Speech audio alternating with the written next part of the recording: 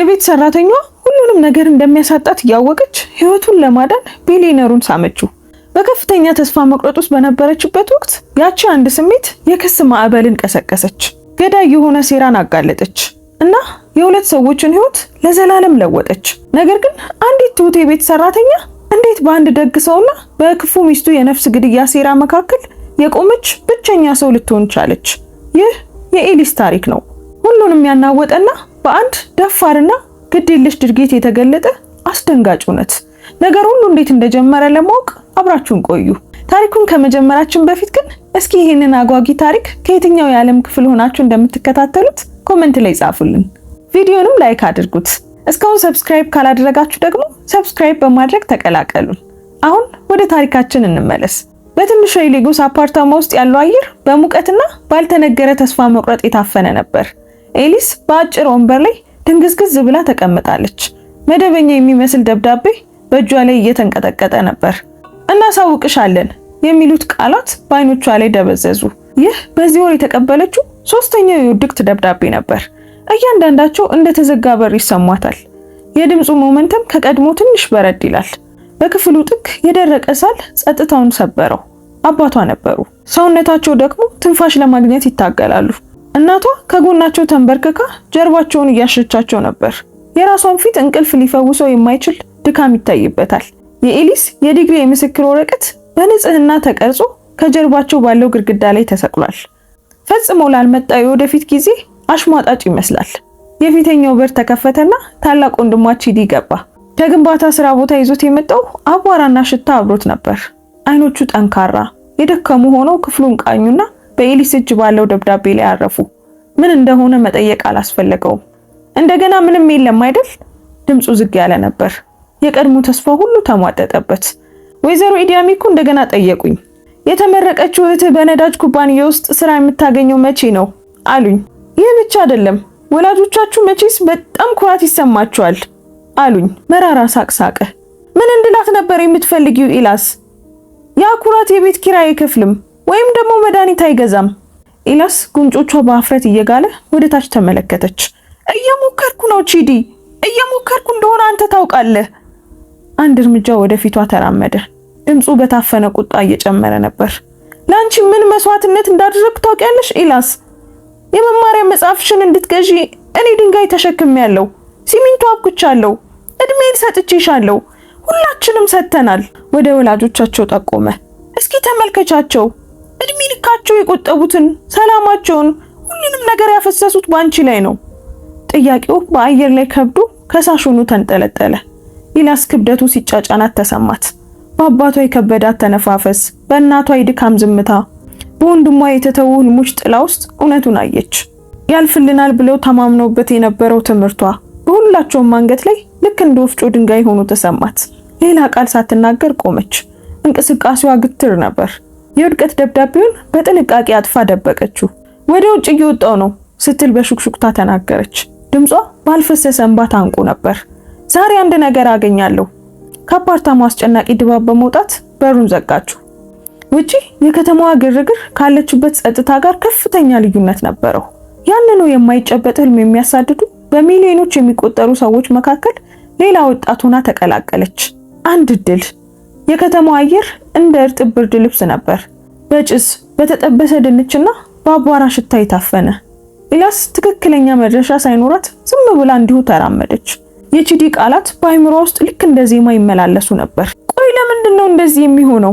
በሐሳብ ተውጣ ስለነበር የመጀመሪያዎቹን የዝናብ ጠብታዎች እንኳን አላስተዋለችም። ቀላል ካፊያ መጣል ጀምሮ ነበር። እናም እርምጃዋን አፋጠነች።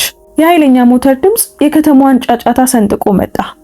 አንድ ጥቁር ኤስዩቪ መኪና፣ ዘመናዊ ግርማ ሞገስ ያለው፣ እሷ ልታወድሰው በሞከረችው ትልቅ የዝናብ ኩሬ ውስጥ በፍጥነት አለፈ። ከጎማው የተነሳው የጭቃ ውሃ ፊቷን በጥፊ በኃይል መታው። ኢላስ ትንፋሿ ተቋርጦ ደነገጠች። ቀዝቃዛ ውሃ ነበር። ለቃለ መጠይቅ ብላ የለበሰችውን ምርጥ ሸሚዝና ቀሚስ ወዲያውኑ አረጠበው። ጭቃ ከፀጉሯ ላይ ይንጠባጠብ ነበር። በዛ ቦታ ቆማ በውርደት ተዘፍቃ የመጨረሻው ትዕግስቷ ታጥቦ እንደሄደ ተሰማት። በቅንጡ መኪና ውስጥ ዴቪድ ኦኮንኮ የ30ዎቹ እድሜ ላይ የሚገኝ ሰው አሳቢ ፊት ያለው የሚመስል ወዲያውኑ በጭንቀት ወደ ኋላው ተመለከተ። ፍራንሲስ እባክህን መኪናውን አቁም በዚያች ምስኪን ልጅ ላይ ምን እንዳደረግን ተመልከት። ከጎን የተቀመጠችው ሳራ ከስልኳ ላይ ቀና አላለችም። ዴቪድ እባክህን ነገሮችን አታጋናቸው። ምን ችግር አለው? በቃ ትንሽ ውሃ እኮ ነው። አሁን ትደርቃለች። ረፍዶብናል በጣም። ሳራ እንዲህ መሆን የለብሽም አለ ዴቪድ። ድምፁ ጠንከር ያለ ነበር። ፍራንሲስ እባክህን ወደ ኋላ ተመለስ። ኤስዩቪው ወደ ኋላ ተመልሶ በምትንቀጠቀጠው ኤሊስ አጠገብ እስኪደርስ ድረስ መጣ። ዴቪድ ዝናቡን ችላ ብሎ ወረደ። እህቴ በጣም አዝናለሁ። ይህ በሙሉ የኛ ጥፋት ነው። ከኪሱ አዲስ የገንዘብ ኖት አወጣ። እባክሽ ልብስሽን እንድታጥቢበት ፍቀጅልኝ። ኤሊስ ገንዘቡን ከዚያም ደግሞ በጭንቀት ወደ ተሞላው ፊት ተመለከተች። አመሰግናለሁ ጌታዬ፣ ግን ምንም ችግር የለውም። ለማንኛውም ወደ ቤት እየደረስኩ ነበር። ድምጿ ትህትና የተሞላበት ቢሆንም ትልቅ ድካም ይታይበት ነበር። እባክሽን እለምንሻለሁ። ዴቪድ ደግ አይኖቹን ፊቷን እየመረመሩ ወተወታት። እንዳንቺ ያለች ወጣት ሴት በዚህ የአየር ሁኔታ በእግሯ ስትሄድ ነው እዚህ አካባቢ ነው የምትኖሪው? ቢያንስ በጉዟችን እንሸኝሽ። ይህን ቢያንስ እናድርገው። በድምፅ ውስጥ የነበረው እውነተኛ ሐሳቢነት አስገረማት። ኤሊስም በሐዘን ራሷን ነቀነቀች። አይ ጌታዬ፣ እኔ እዚህ አልኖርም። ዝም ብዬ በእግሬ እየተጓዝኩ ነበር። አይምሮዬን ለማደስ ፈልጌ ነበር። ፈገግ ለማለት ሞከረች። ረጅም ቀን ነበር። ዴቪድ በፊቷ ላይ ሊደብቀው ያልቻለውን ተስፋ መቁረጥ አየባት። ረጅም ቀን? በስራ ቦታ ችግር አልነበረም ብዬ ተስፋ አደርጋለሁ። ይህንን ያለው በትህትና ለማውራትና እንዳትሸማቀቅ ለማድረግ ነበር። ጥያቄው ግን ምንም እንኳን ለስላሳ ቢሆንም የኤሊስን ደካማ ትዕግስት ሰበረው። እንባዋ እንዳይመጣ እየታገለች አይኖቿን ወደ ታች አቀረቀረች። በስራ ቦታ ምንም ችግር የለም ጌታዬ ስትል በሹክሹክታ ተናገረች። ድምጿ እየተንቀጠቀጠ ነበር። አሁንም ገና ስራ እየፈለኩ ነው፣ ግን ሌላ የውድቀት ደብዳቤ ደረሰኝ። እናም አይምሮዬን ለማደስ የእግር ጉዞ አስፈልጎኝ ነበር። ሳራ በከፍተኛ ትዕግስት ማጣት ስታዳምጥ ነበር። አሁን መስኮቷን ሙሉ በሙሉ ዝቅ አደረገች። ቀዝቃዛና መርማሪ እይታዋ በኤላስ የረጠበና ትሁት ልብስ ላይ አረፈ። ሌላ ስራ አጥ ምሩቅ ጎዳናውን ሞልቶታል ማለት ነው አለች፣ በድምጿ ውስጥ ምንም አይነት ርህራሄ ሳይታይ። ወደ ባሏ ተመለከተች። ለነዚህ ሰዎች እንዳታቆም የምነግርህ እኮ ለዚህ ነው። ሁልጊዜም የሆነ ታሪክ አላቸው። ትኩረቷን ወደ ኤላስ መለሰች። በጣም ተስፋ ከቆረጥሽ የቤት ሰራተኛችን መሆን ትችያለሽ። ጥሩ ክፍያን ከፍልሻለሁ። ዝናብ ውስጥ በባዶ ከመሄድ ይሻላል አይደል? ጥያቄው ግልጽ ንቀት ነበር። የኤላስ የመጀመሪያ ስሜት እምቢ ማለት ነበር። ነገር ግን የአባቷን ባዶ የመድኃኒት ጠርሙስ ምስል በአይምሯ ተመለከተች። የቺዲ ድምጽ ተሰማት። ከሳራ ቀዝቃዛና ንቀት የተሞላበት ፊት ወደ ዴቪድ ይቅርታ ጠያቂ ፊት ተመለከተች። ትከሻዋን ቀጥ አድርጎ ያቆያት ኩራት ቀስ በቀስ ቀለጠ። እናም በዝምታ ራሷን ነቀነቀች። ሀብታም ይመስላሉ። ለነሱ መስራት ስራ ፍለጋዋን ስትቀጥል የተወሰነ ገንዘብ እንድታገኝ ይረዳታል። እና ደግሞ ማን ያውቃል በእነሱ ቤት ውስጥ መሆን ስትጸልያቸው የነበሩ በሮችን ሊከፍትላት ይችላል። እሺ እመቤት ስትል ተናገረች። ነገር ግን ስትናገረው አፏን በጣም መረራት። እችላለሁ አለች አከለችና ኤሊስ ከኦኮንኮ መኖሪያ ቤት ትልቅ የብረት በሮች ፊት ቆመች። በድንገት ከቀድሞ ይልቅ የከበዳት ትንሽ ሻንጧን ይዛ ነበር። በሮቹ በራሳቸው ሲከፈቱ ደነገጠች። በፊቷ ያለው ቤት በጣም የሚያምር በአረንጓዴ ሳርና እውነተኛ በማይመስሉ በሚያምሩ አበቦች የተከበበ ልክ እንደ ህልም ያለ ነበር። ለመኪና መግቢያ የተሰራው መንገድ በጣም ረጅም ስለነበር የቀድሞ መንደሩን ሙሉ በሙሉ ሊያክል ይችል ነበር። ወደ ትላልቆቹ የፊት በሮች ስትደርስ አይኖቿ አስደናቂ እይታን ለማየት ተከፈቱ። ወለሉ የተወለወለ ልክ እንደ ውሃ ከላይ ያለውን መብራት በሚያንጸባርቅ ሁኔታ ያበራ ነበር። አየሩ ልክ እንደ ሎሚና አበቦች ንጹህ ሽታ ነበረው። ሁሉ ነገር በጣም ትልቅ፣ በጣም ውድ ሆኖ ተሰማት። ቤተ መንግስት ውስጥ የምትጓዝ መሰላት። አንዲት ቁም ነገረኛ የቤት አሳዳሪ ወደ ሰራተኞች ክፍል መራቻት። አዲሷ ክፍሏ ትንሽ ነበረች። አንድ አልጋ፣ ቁም ሳጥንና ወደ አትክልቱ የሚመለከት መስኮት ብቻ ነበራት። ነገር ግን ለኤሊስ ይህ ሁሉ እንደ ስጦታ ተሰማት። ሰላማዊ፣ ብቻዋን የምትሆንበት፣ በመጨረሻም የራሷ ክፍል ኖራት። ንጹህ አንሶላዎቹን ነካችና ፈገግ አለች። ከወራት ትግል በኋላ በመጨረሻም የምታርፍበት ቦታና ወደ ቤተሰቦቿ ገንዘብ የምትልክበት እድል አግኝታለች። በሚቀጥሉት ቀናት በመኖሪያ ቤት ውስጥ ያሉትን ልዩነቶች በደንብ ማስተዋል ጀመረች። የቤቱ ጌታ አቶ ዴቪድ ኦኮንኮ ጸጥተኛና ደግ ሰው ነበር። እሱ በናይጄሪያ ካሉ ባለሀብቶች አንዱ ነበር። በመላ ሀገሪቱ መንገዶችን፣ ድልድዮችን እና የኃይል ማመንጫዎችን የሚገነባው የኦኮንኮ ኢንዱስትሪዎች ኃላፊ ነበር። ነገር ግን ያ ሁሉ ሀብት ቢኖረው በጣም ትሁት ነበር። አንድ ቀን ጧት መጽሐፍ ቤቱን ስታጸዳ አገኛት። ኤሊስ ነሽ?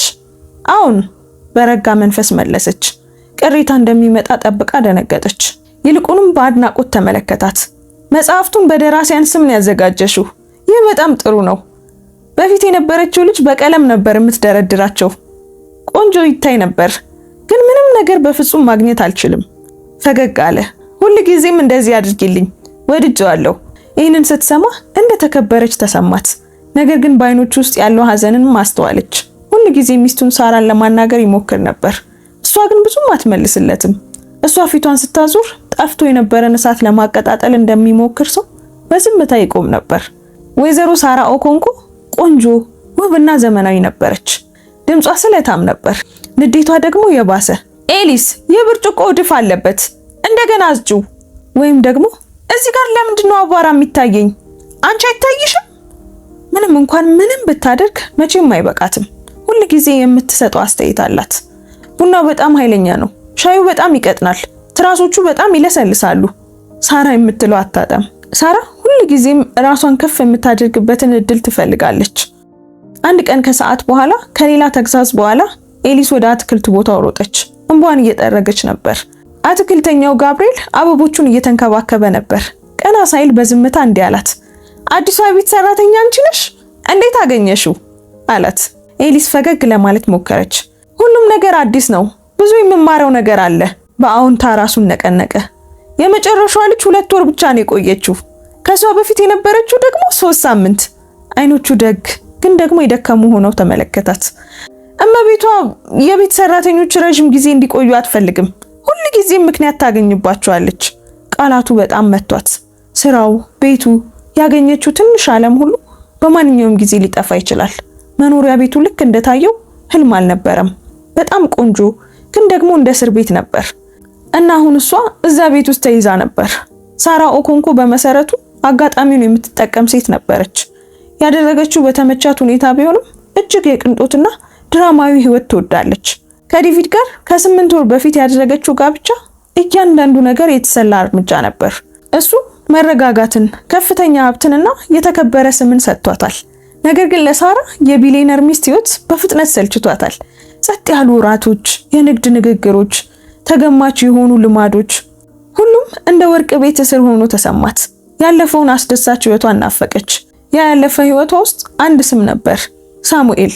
እሱ የመጀመሪያ ፍቅረኛዋ ነበር። ከአደገኛ መስመር የመጣ ሰው ነበር። በማራኪነቱና በግድ የለሽ አኗኗሩ ሁልጊዜ ያስደስታት ነበር።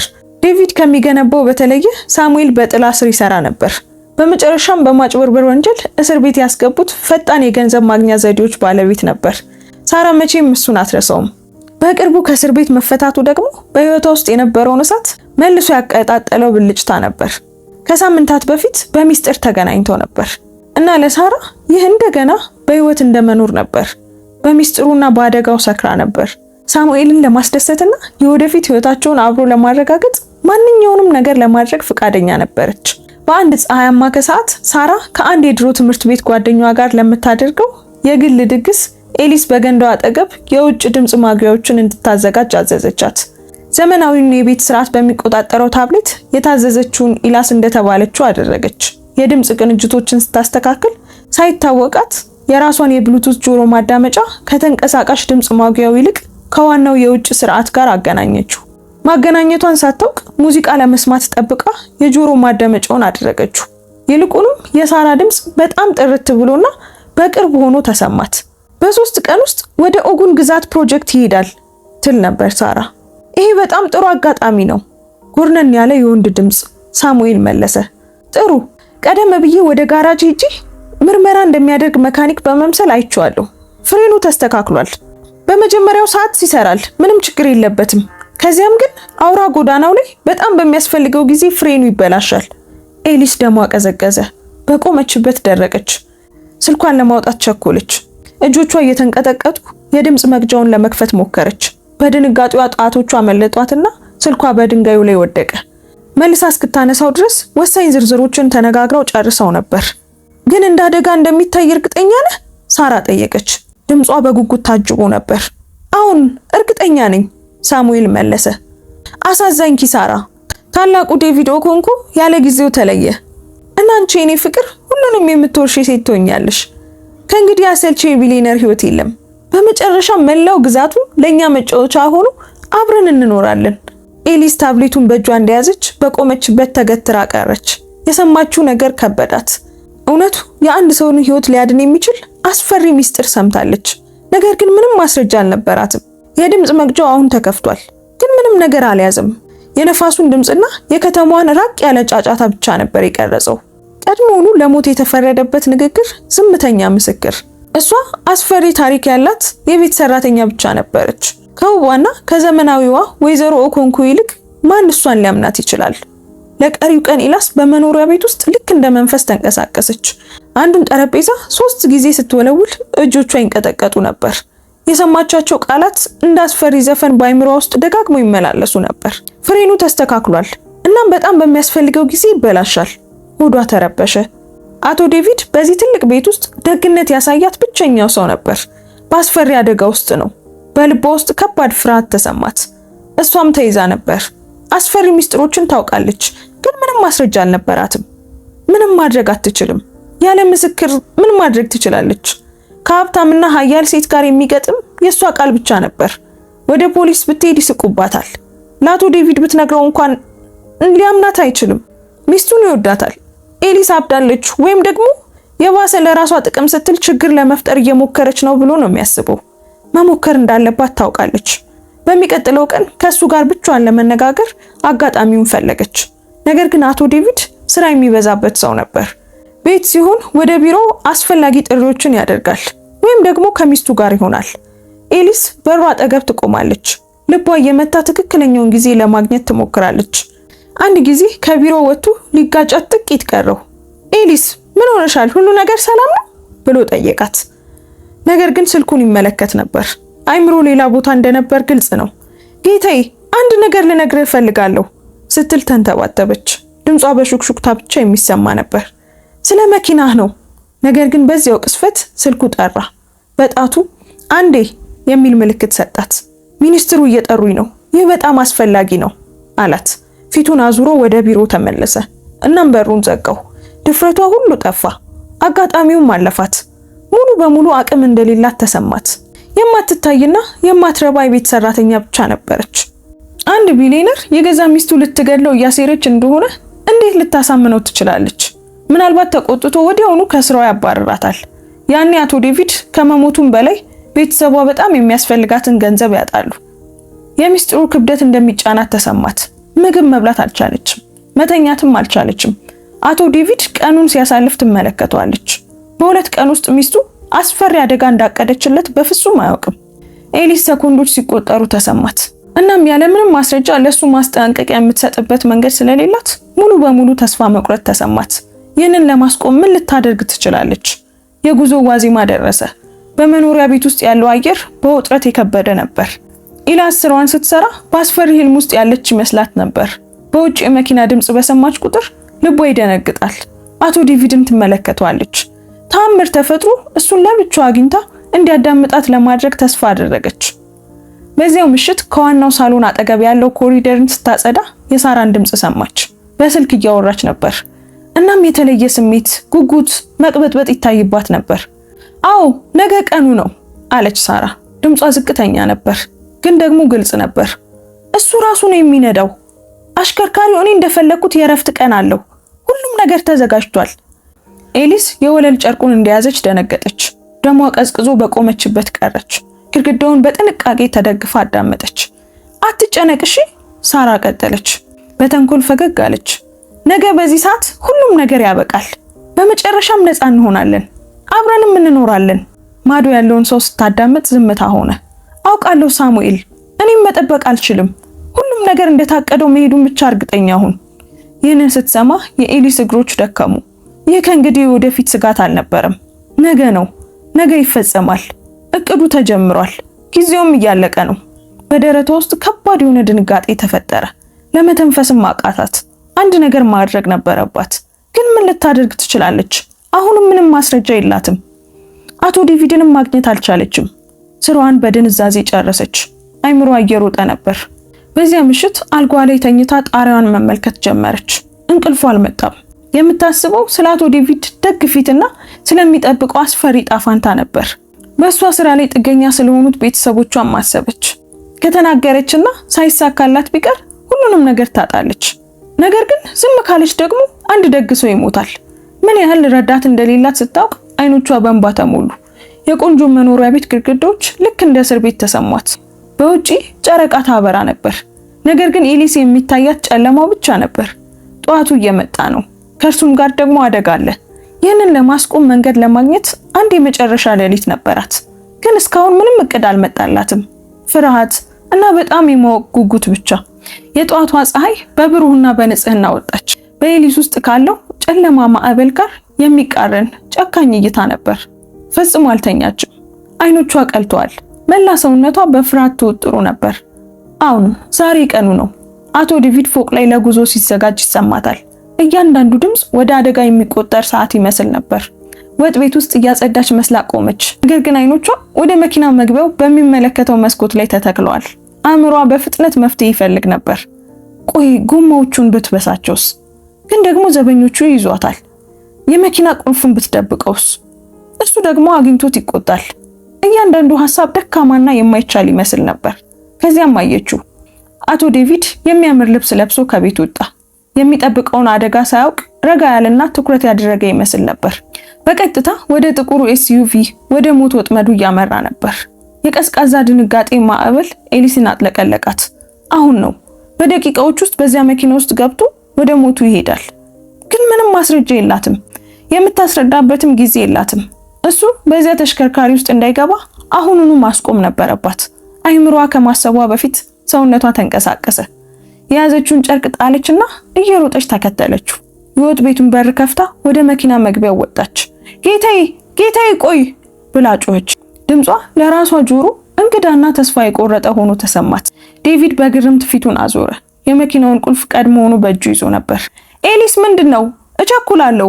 ወደሱ ሮጠች። ልቧ የጎድን አጥንቷን የሚሰብር እስኪመስላት ድረስ እየመታ ነበር። በሰኮንዶች ውስጥ እንዲረዳው የምታደርግበት ምንም አቅም፣ ምንም ቃል አልነበራትም። እሱም ሙሉ በሙሉ ለማስቆም በቂ ድንጋጤና ግርግር ሊፈጥር የሚችል ያሰበችው አንድ ነገር ብቻ ነበር። ይህንን ሳልነግርህ እንድትሄድ መፍቀድ አልቻልኩም ስትል ተንተባተበች። አይኖቿ በፍርሃት ፈጠጡ። እሱ ምንም ምላሽ ከመስጠቱ በፊት ወደ ኋላው ከመሄዱ በፊት ፊቱን በሁለቱም እጆቿ ይዛ ሳመችው።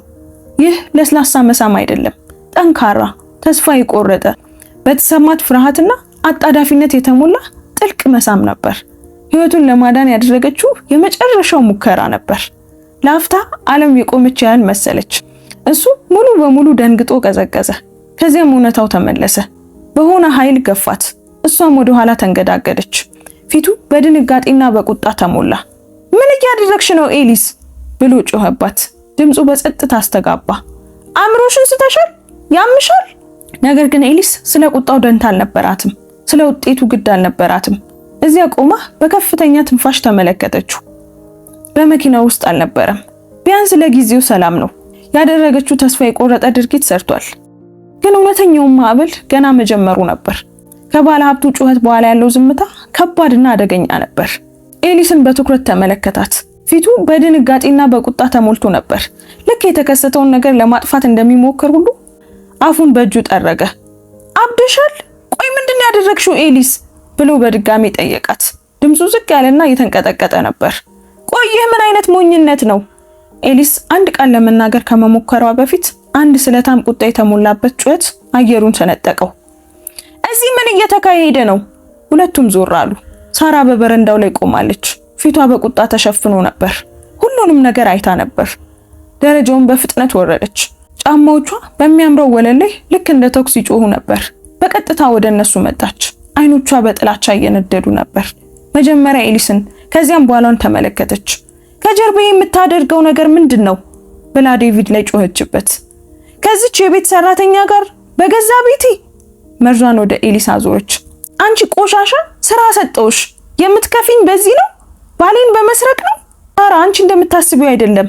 ዴቪድ ንግግሩን ጀመረ። ድምፁ በሀፍረት ተወጥሮ ነበር።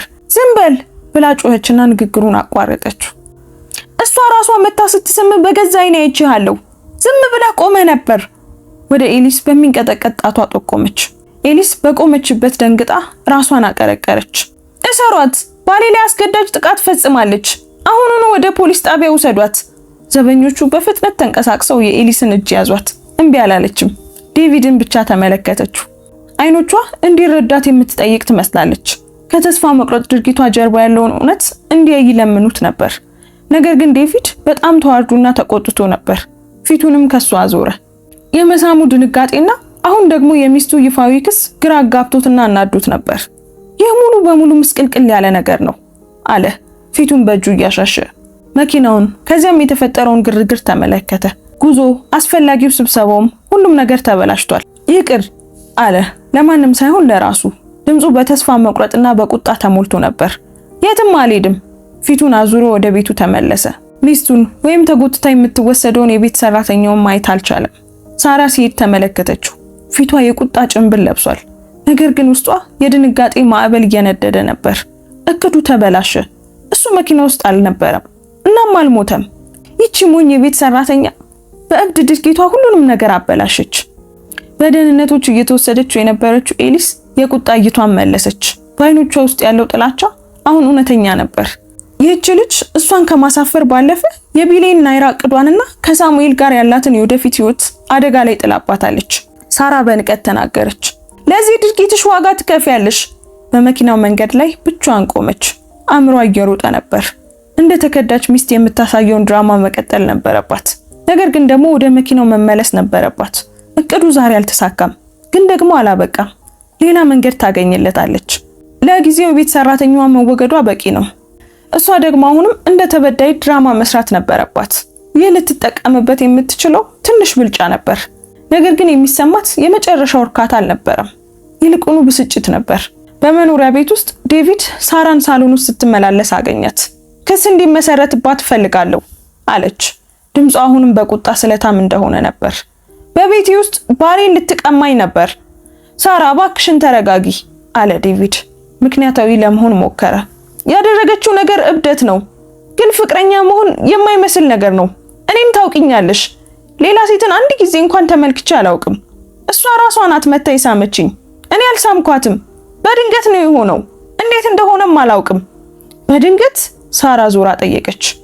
እነዚህ ምስኪን ልጆች በጣም ተንኮለኞች ናቸው ዴቪድ፣ ነግሬ ነበር። ብዙ ጊዜ ነገሮችን ያቅዳሉ፣ ሀብታም ሰዎችን ያያሉ እና እድላቸውን ለመሞከር ይወስናሉ። አንተ ደግሞ እዚያ ቆመ ፈቀድክላት። ደንግጬ ነበር፣ ምን ማድረግ እንዳለብኝ አላወኩም ብሎ ተከራከረ። 2 ሰኮንድ ብቻ ነው የቆየው። በመካከላችን ምንም ነገር የለም። ነገር ግን ሳራ ለመስማት ፍቃደኛ አልሆነችም። አይ በዚህ ድርጊቷ ካልቀጣሃት ተስማምተሃል ማለት ነው። ምንም አይደለም እያልካት ነው። ነገ ደግሞ ሌላ ነገር ታመጣለች። ወደ ክፍሏ በቁጣ ሄደች።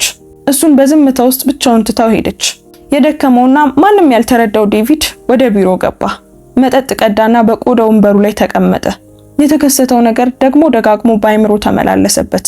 በኤሊስ ፊት ላይ የታየው ስሜት የፍቅር አልነበረም፣ ይልቁኑ ንጹህ ድንጋጤ ነበር። አይኖቿ ላይ ፍርሃት እንጂ ስሜትን አላነበበም ነበር። ቆይ ለምን አደረገችው? ከሚያውቃት ዝምተኛና ታታሪ ሴት ጋር ፈጽሞ አይሄድም። እንዲህ ያለ ጽንፍ፣ እንዲህ ያለ ነገር ልታደርግ አትችልም። ይሄ እኮ ራሷን የሚያጠፋ ድርጊት ነው። ማድረጓ ምንም ትርጉም የለውም። ቤተሰቦቿ በጣም የሚያስፈልጋቸውን ስራ እንደሚያሳጣት ታውቃለች። ለዚህ የሚመጥን ምን ሊኖር ይችላል? ይህንን ዝም ብሎ ሲያወጣና ሲያወርድ ቆየ። በፍጹም ግን ሊተወው አልቻለም። መጠራጠሩን ቀጠለ። አይኖቿን አይቶ አሁንም አይምሮ ውስጥ የሚነደውን ጥያቄ መጠየቅ ነበረበት። ብርጭቆውን አስቀመጠና ቆመ። ውሳኔውንም አሳለፈ። ወደ መኪናው ገብቶ ነዳ። ወደ ፖሊስ ጣቢያ እየሄደ ነበር። ምንም ያህል የማይታመን ቢሆንም የእሷን የነገሩን ወገን መስማት ነበረበት። ጣቢያው ውስጥ ኤሊስ ባዶ ጠረጴዛ አጠገብ ወደ ተቀመጠችበት ትንሽ ክፍል አመራ። ትንሽና የደከመች ትመስል ነበር። ነገር ግን እሱን ስታይ አይኖቿ በሩ። ጌታዬ ስትል ተናገረች። ደህና ነህ? ደህና ነኝ። ምን ነው? ዴቪድ ጠየቃት። ድምፁ ቀዝቃዛ ነበር። ስለምን እያወራሽ ነው? ኤሊስ ለምን እንደዚህ ያደረግሽ? ልትነግሪኝ ይገባል። ቃላቱ በድንጋጤና በሹክሹክታ ከሷ ፈሰሱ። ስለ ብሉቱዙ ድምጽ ማጉያ፣ ስለ ሳራና ሳሙኤል ስለተባለ ሰው መስማቷን ነገረችው። ፍሬኑን የማበላሸቱን እቅድ፣ ወደ ኦጎን ግዛት የሚደረገው ጉዞ፣ ሊያጋጥመው ስለታቀደው አሰቃቂ አደጋ ነገረችው።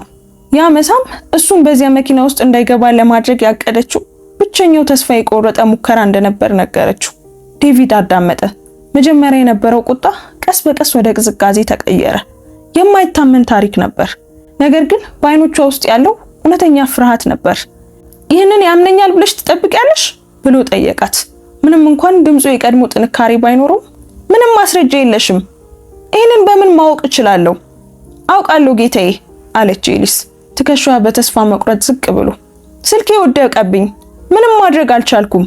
ግን በወላጆቼ ህይወት እምላለሁ። እውነቱ ይህ ነው። ለምን ዋሽቼ እዚህ ይገኛለሁ? ምንስ አተርፋለሁ? ዴቪድ ከጣቢያው ሲወጣ ያሳሰበው ጥያቄ ይህ ነበር። እሷ ትክክል ነበረች። ድርጊቷ ሁሉንም ነገር አሳጥቷታል። እንዲህ ያለ የተወሳሰበ ታሪክ ለመፍጠር ምንም አይነት ምክንያት አልነበራትም። በአይምሮ ውስጥ ብዙ ነገሮች እየተመላለሱ ወደ ቤት ነዳ። ወደ ቤት ሲገባ ሳራ እየጠበቀችው ነበር። ወዲያውኑ ከኢላስ ጋር ስላለው ነገር መናገር ጀመረች። ድምጿ ስለታምና ድራማዊ ነበር። ዴቪድ እጁን አነሳና አስቆማት። ሳራ ይበቃል፣ በጣም ከባድ ቀን ነበር። ዝም ብዬ ማረፍ እፈልጋለሁ። በሚገርም ሁኔታ የሳራ ቁጣ ጠፋ። ወደ እሱ ቀረበች። ድምጿ ጣፋጭና አሳቢ ሆነ። የኔ ፍቅር በጣም ደክሞ ይሆናል። ዛሬ አለመጓዝህ ግን ጥሩ ነገር ነው። ታዲያ የኦጎን ግዛቱን ጉዞ መቼ ታደርገዋለህ? ነገ? ከነገ ወዲያ? ጥያቄዋ በአየር ላይ ተንጠለጠለ። ዴቪድ በጣም ደነገጠ። ሚስቱን ተመለከታት። የእውነት ተመለከታት። ከዛ አስደንጋጭ ክስተት በኋላ ደህና መሆኑን አልጠየቀችውም። የቤት ሰራተኛዋ ስለሳመችው ተጨማሪ ዝርዝር አልፈለገችም። የፈለገችው ጉዞውን መቼ እንደሚያደርግ ማወቅ ብቻ ነበር። ያ በኢላስ አስፈሪ ታሪክ መሃል የነበረው ጉዞ። በሆድ ውስጥ የሆነ ነገር ተሰማው። ለመጀመሪያ ጊዜ በሚስቱ ላይ የመጠራጠር ዘር ተዘራ። ማደግም ጀመረ። በሚቀጥለው ቀን ጠዋት ዴቪድ ለሳራ የኦጎን ግዛቱን ጉዞ በዚያ ከሰዓት በኋላ እንደቀየረው ነገራት። ከመደበቋ በፊት በአይኖቿ ውስጥ የድል ብልጭታ ታየ። ነገር ግን ለጉዞ ከመዘጋጀት ይልቅ ኤስዩቪ መኪናውን ከተለመደው ጋራዥ ርቆ ወደሚያምነው የግል መካኒክ ወሰደው። እንግዳ ድምጽ እንደሰማ በመንገር ፍሬኑን በጥንቃቄ እንዲያየው ነገረው። ከአንድ ሰዓት በኋላ መካኒኩ ጠራው። ፊቱ ጠቁሮ ነበር። ጌታዬ ከመኪናው ስር እየጠቆመ አሳየው። ይህ አደጋ አይደለም። የፍሬን መስመርህ በጥንቃቄ ተቆርጧል።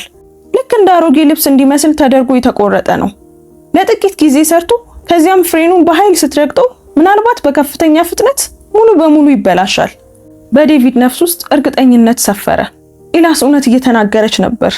ሚስቱ በእውነት ልታስገድለው አቅዳ ነበር። ሜካኒኩ ሚስጥሩን እንዲጠብቅ ብዙ ገንዘብ ከፈለው። እናም ወደ አንድ ሆቴል ነዳ። አይምሮ እቅድ እያወጣ ነበር። ለሚስቱ የምትጠብቀውን አሳዛኝ ክስተት ይሰጣታል። በኋላ ላይ በዚያው ቀን ከሆቴል ክፍሉ ሆኖ በጣም ለሚያምነው የደህንነት መኮንን ጥሪውን እንዲያደርግ ነገረው። መኮንኑ እንደ ፖሊስ መርማሪ በመምሰል ለሳራ ባሏ በኦጎን ግዛት አውራ ጎዳና ላይ አደጋ እንደደረሰበት ሲነግራት በስልኩ አዳመጠ። የተረፈ ሰው እንደሌለ ነገራት። ከዚያም በገዛ ቤት ውስጥ በተገጠመ የሚስጥር ካሜራ ተመለከተ። ሳራ ስልኩን ስትቀበል አያት። ፊቷን ተመለከተ። ምንም እንባ፣ ምንም ድንጋጤ አልነበረም። ስልኩን ከዘጋች በኋላ በሐዘን አልወደቀችም። ይልቁኑ ሰፊ የድል ፈገግታ ፊቷ ላይ ታየ። ወዲያውኑ ስልኳን አነሳች። ሄዷል፣ አብቅቷል ስትል በሹክሹክታ ተናገረች። ሰርቷል ሳሙኤል፣ ሰርቷል። አሁኑኑ ና የኔ ፍቅር፣ አስክሬን ሄደን መረከብ አለብን። ከዚያ መላ ግዛቱ የኛ ይሆናል። ዴቪድ ልቡ ልክ እንደ ድንጋይ ሲከብደው ተሰማው።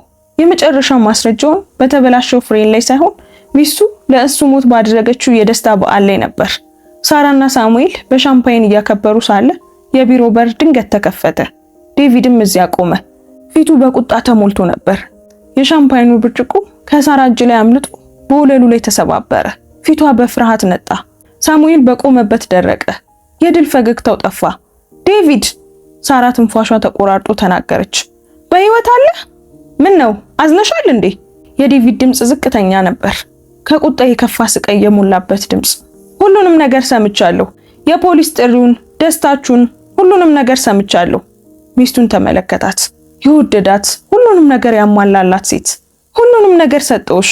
አንቺ ግን ለሱ ስትይ እኔን ለመግደል አቀድሽ። አንተ እንደምታስበው አይደለም ዴቪድ። ሳራ ወደፊት እየተንገዳገደች ጮኸች። እሱ ነው ያስገደደኝ። ግን በጣም ዘግይቶ ነበር።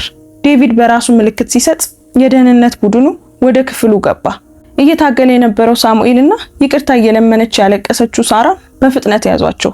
ዴቪድ ሲወሰዱ ተመለከተ። ልቡ በደረቱ ውስጥ ልክ እንደ ባዶ ቀዳዳ አመመው። ያለው መስሎት የነበረው ቆንጆ ህይወት ሁሉም ውሸት ነበር።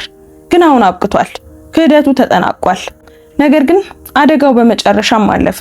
ዴቪድ በቀጥታ ወደ ፖሊስ ጣቢያ ሄደ። በዚህ ጊዜ መልስ የሚፈልግ ግራ የተጋባ ሰው ሳይሆን ፍትህ የሚጠይቅ ኃያል ሰው ሆኖ ነበር። ሁሉንም ነገር ለመኮንኖቹ አስረዳ። በኤሊስ ላይ የነበረው ክስ ወዲያውኑ ተነሳ። በፀሐይ ብርሃን አይኖቿ ተጨናንቀው ስትወጣ እሱ ከመኪናው አጠገብ ይጠብቃት ነበር። ኤሊስ አላት። በጣም አዝናለሁ፣ ስላላመንኩሽ አዝናለሁ። አይኖቿ በእንባ ተሞሉ፣ ነገር ግን የእረፍት እንባዎች ነበሩ። ህይወቴን አዳንሽ፣ ቀጠለ ዴቪድ። ላንቺ እንግዳ ለሆነ ሰው ክብርሽንና ነፃነትሽን መስዋዕት አደረግሽ። ቆይ ለምን? ምክንያቱም ማንም ደግ ባልነበረበት ጊዜ አንተ ደግ ነበርክ ጌታዬ። እናም እሷ አንድን ደግ ሰው ስታጠፋ እያየው መፍቀድ አልቻልኩም። መልሷ ራሱን ዝቅ እንዲያደርግ አደረገው። በክህደትና በስግብግብነት ዓለም ውስጥ የሷ ቀላል ታማኝነት ዋጋ የማይወጣለት ነበር። የቀድሞ ስሯ እንድትመለስ አልጠየቃትም። ይልቁኑ የወደፊት ህይወት ሰጣት። በኦኮንኮ ኢንዱስትሪዎች እንድትሰሪ ይፈልጋለሁ። እንደ ስራ አስፈጻሚ ስልጣን ሰጥሻለሁ። ስራ አስፈጻሚ ትሆኛለሽ። ብልህነትሽ ዝም ብሎ መጥፋት የለበትም። እንዲሁም ወላጆችሽ ምርጥ ዶክተሮች እንዲያገኙ፣ ወንድምሽ ጂዲም ወደ ትምህርት ቤት እንዲመለስ አደርጋለሁ። ኤሊስ ይህንን ህይወትን የሚቀይር ስጦታ ስትቀበል ቃላት አጣ፣ እጆቿ ይንቀጠቀጡ ነበር። ከጥቂት ደቂቃዎች በፊት ተስፋ ቆርጣ በፖሊስ ጣቢያ ውስጥ ነበረች። አሁን ደግሞ የምትሰማው በህልሟ መሰላት። በሚቀጥሉት ሳምንታት ሳራ ከሄደች በኋላ መኖሪያ ቤቱ በጣም ሰፊና ባዶ ሆኖ ተሰማ። ዴቪድ ብቸኝነት ተሰማው። ኢላስ ደግነቱን በማስታወስ ከቢሮ ስራዋ በኋላ ብዙ ጊዜ ትጎበኘው ነበር። እንደ ቤት ሰራተኛ ሳይሆን እንደ ጓደኛ በትንንሽ ስራዎች ትረዳው ነበር። ስለ ቤተሰቧ፣ ስለ ስራው፣ ስለ ህልሟ ለሰዓታት ተቀምጠው ያወሩ ነበር። እንደገና መሳቅ ጀመረ። በብቸኝነት ቤት ውስጥ ባመጣችለት ምቾትና በሷ ጨዋታ ይደሰት ነበር። በአመስጋኝነት፣ በክብርና በጋራ አዲስና ለስላሳ ትስስር እየተፈጠረ ነበር። በኦኮ ሆቴሎች ውስጥ የሚገኘው ትልቁ አዳራሽ በክሪስታል ቻሌንጀሮች ብርሃን ያንጸባርቅ ነበር። ነገር ግን የሌጎስ ታዋቂ ሰዎች ስብስብ እዚያ የተገኘው ለተለመደ ድግስ አልነበረም። የዛሬው ምሽት ሙሉ በሙሉ ለኢላስ ነበር። ቢሊዮነሩ ዴቪድ ህይወቱን ላዳነችው ሴት ክብር ለመስጠት ይህንን የምስጋና ምሽት አዘጋጅቶ ነበር። በሚያምር ልብስ ተኩላ ከጎኑ ስትቆም ለገዢዎችና ለኢንዱስትሪ መሪዎች ስትተዋወቅ ኢላስ ከፍተኛ ኩራትና ጥልቅ የሆነ መረጋጋት ተሰማት። በኢኮይ መኖሪያ ቤቶች የሚያሳልፏቸውን ጸጥ ያሉ ምሽቶች ከፍ አድርጋ ትመለከታቸው ነበር። ስለ ንግድና ስለ ህልም ያደረጓቸው ንግግሮች የብቸኝነት ልቡን ቀስ በቀስ ፈውሰውታል። የእሷን ፍቅር በጸጥታ ስር ሰዶ ነበር። ሆኖም ዓለሞቻቸው አሁንም በጣም የራቁ እንደሆኑ፣ ተጨማሪ ነገር ለማግኘት መመኘት ከዋክብትን ለማግኘት እንደመመኘት እንደሆነ ተሰማት።